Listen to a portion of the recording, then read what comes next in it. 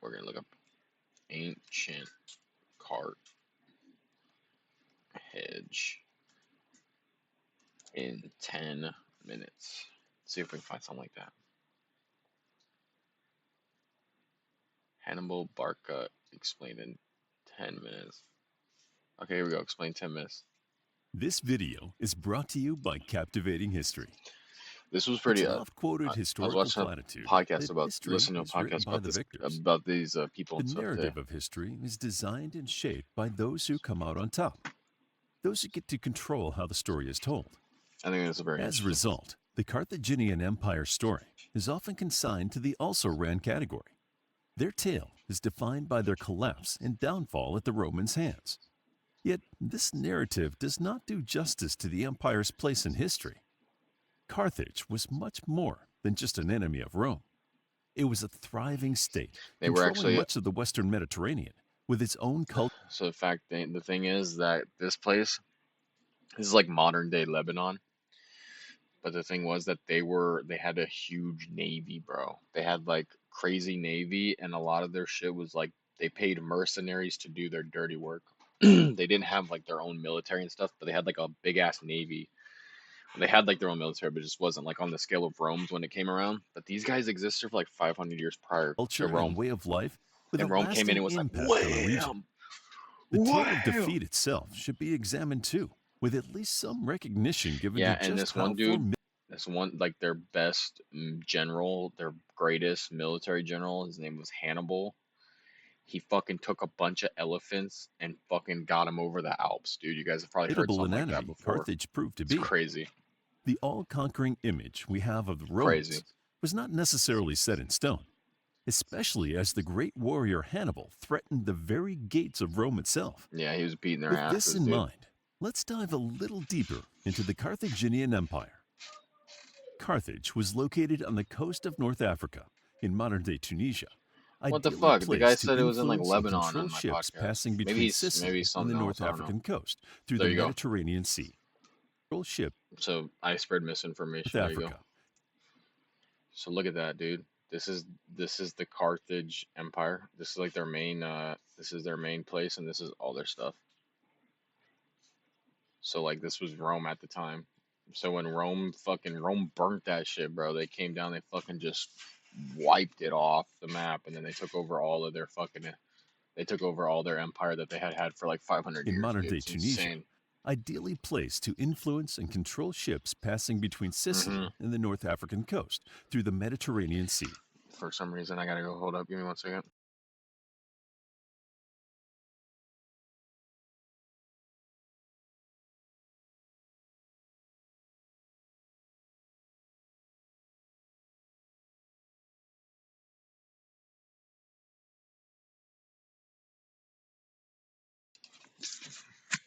My dad didn't have his house key, so I had to go let him in. Before the Punic Wars with Rome, this thriving port city was the largest, most affluent, and influential political entity in the Mediterranean. Look how big According that to city was. legend, the city of Carthage was a political entity in the When Rome got here, Rome wasn't in the business of like going places just to destroy them. Like if this wasn't Carthage, how Rome would show up, Rome would come. They'd be like, look, we can kill all you guys. We can take everything. So instead of us doing that, why don't you just give us things and stay alive? And we'll even let you keep your same government, your same thing. But when we come around, you give us your shit. And at that point, you could either go, okay, take my shit, or no, we're gonna fight. When they hit this place, bro, when they hit Carthage, they burnt this shit to the ground.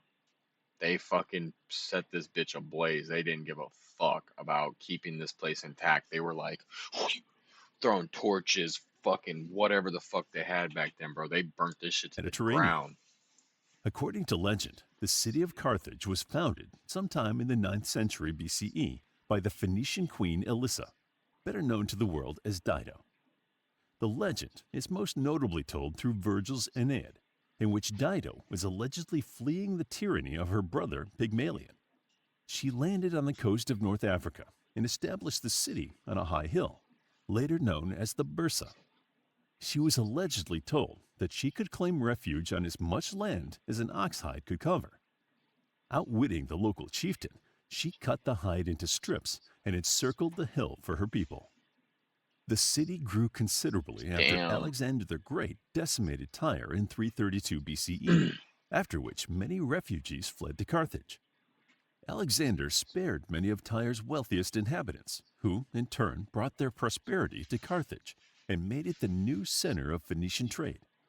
This, along with favorable trade deals with tribes in the interior and the considerable farming skills applied to fertile land, allowed the city to flourish and thrive, expanding into the power vacuum that Tyre had left behind. Advances in agriculture and fishing allowed huge crop yields for export. Let me see where Tyre was. Maybe that's for the maybe. Oh, there you go. It was okay. So ancient. Maybe this is the place that was Lebanon. Yep. All right, that's where I got confused. All right, see, Tyre was Lebanon. Bet. So that's where I got confused.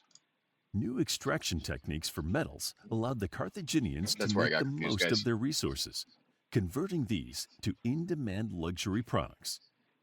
The city-state had soon expanded its influence across North Africa, with tribute and tariffs regularly increasing the city's wealth on top of the lucrative business coming through the port. Whereas previously Tyre had imposed only economic control over its trade empire, Carthage instilled a cultural hegemony over its areas of influence, making it look more like a conventional empire. An example of this would be spreading the Phoenician Punic language, clothing, and some customs. However, the Carthaginian government did not impose direct control over its new colonies, instead governing through treaties in a relatively hands-off manner. Sounds good. The city's harbors were immense, with 220 docks to facilitate trade and house its supreme navy, a Yeah, they had a symbol crazy of the navy, guys. military might it now possessed. Its navy was state-of-the-art, making use of They were like the first. They were like the first people to use the hole that was at like a curved hole instead of a flat one. cutting-edge techniques involving mass production hitherto unforeseen, producing a fleet unrivaled at the time in its size and power. The city had all the exquisite refinements of any great ancient city: a theater for entertainment, temples for religious observances, a necropolis, and bustling marketplaces. With legendary wealth, the city merchants built exquisite six-story apartment buildings, designed exuberant gardens, and sponsored intricate artistic endeavors, making the And city when I go back to work affluent tomorrow, I'm gonna listen to part 2 of the fucking and podcast beautiful. because there's 4 parts of it. This emphasis on the accruement of wealth, backed up by the threat of military actions, is emblematic of the Carthaginian Empire's raison d'etre. They wanted to preserve trade routes and expand without getting too involved with each region's internal politics. This ambition to expand naturally. The elephant shit that's fucking dope, dude. Dude, fuck tanks, bro. We need to throw tanks away. We need to start doing the fucking elephant shit led to again. conflict, with Carthaginian forces engaged continuously It's more in badass, in my skirmishes opinion. with rival factions for influence. The most Can you important imagine if battleground for our fucking soldiers were on the front lines and they were riding on top of fucking elephants charging at people instead of tanks and shit? When I say that, I'm not saying we have the elephants and the other people have tanks. I'm saying there's no tanks at all, and you got to figure it out. Fucking elephants, dude. for influence turned Fucking out to be insane. Sicily, the spark You just that imagine ignited that, the Punic you're Wars. you're crossing a field with a sword and bow and arrow or some shit, and you just look over the hill and there's a fucking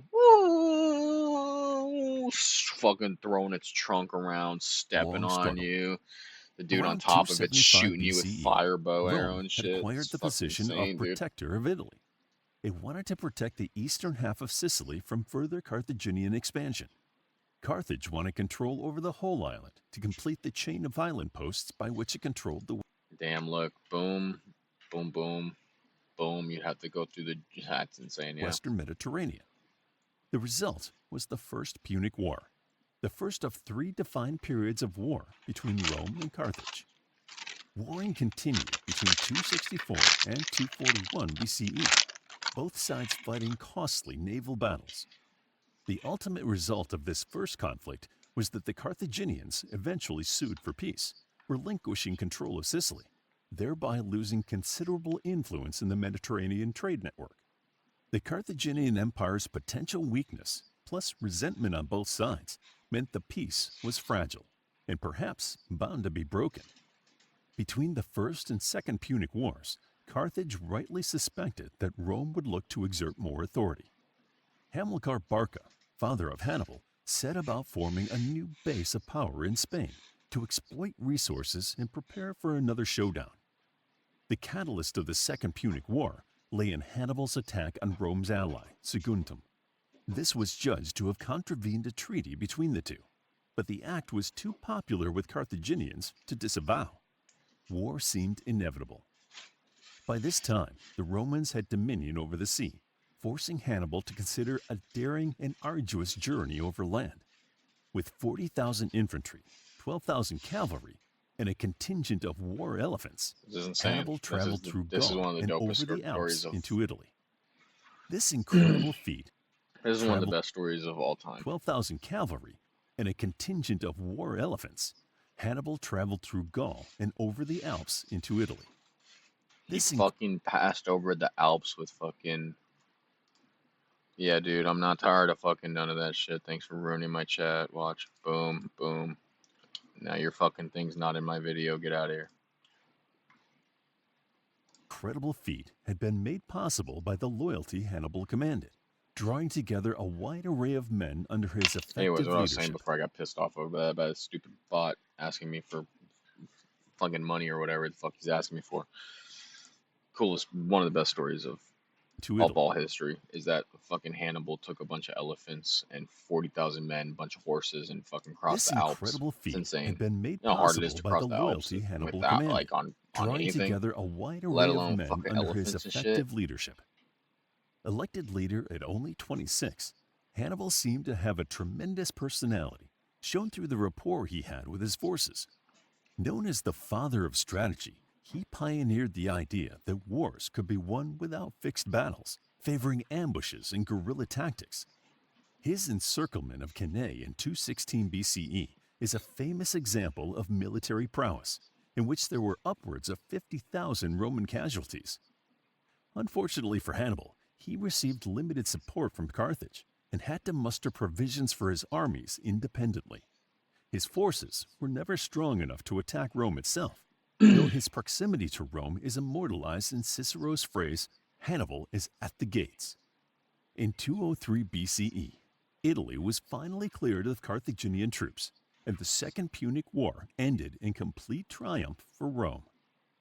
While the Carthaginian political influence never recovered from this defeat, its commercial interests revived in the 2nd century BCE. This continued perseverance on the Mediterranean stage led to the famous conviction expressed by the Roman statesman Cato the Censor, Carthago est delenda, meaning Carthage must be destroyed.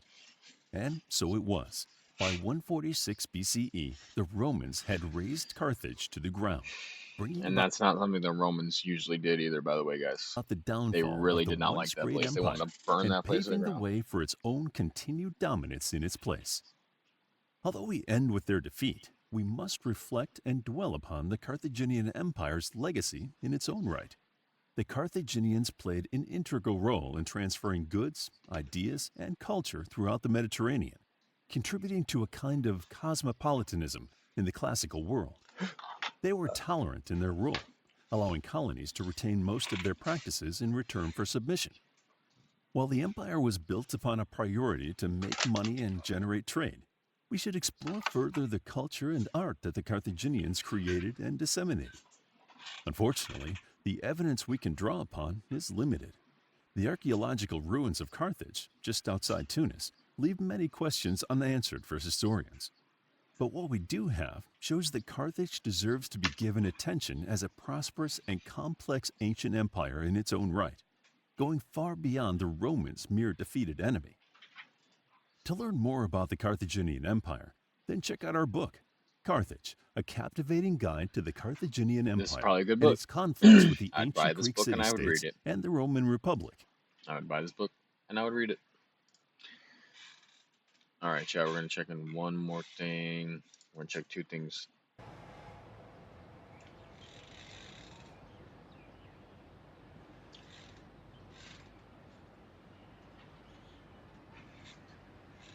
Gas prices going up.